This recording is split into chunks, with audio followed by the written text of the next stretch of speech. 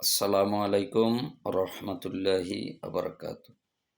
প্রিয় ভাইরা, আল্লাহর দরবারে প্রিয় হতে গেলে একটাই শর্ত, সেটা হচ্ছে ভালো হয়ে যেতে হবে।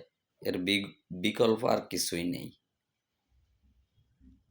আল্লাহকে পেতে হলে, আল্লাহ রসুলকে পেতে হলে সৎ পথে চলতে হবে, সৎ পথ অবলম্বন করতে হবে। এর বিকল্প আর কিছুই নেই। প্রিয় ভাইরা, সবসময়ের জন্য একটা জিনিস মাথায় রাখবেন, সেটা হচ্ছে দুনিয়ার বুকে যা কিছু করেন সব কিছু রেখে আমাদের চলে যেতে হবে। পরকালের জগতে আমাদের পাড়ি দিতে হবে।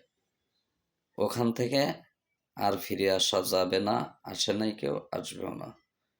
অতএব এই দুনিয়াটা হচ্ছে পরকালের জন্য কিছু নিয়ে যাওয়ার জায়গা। সকলে ভালো থাকবেন, সুস্থ থাকবেন। আসসালামু আলাইকুম।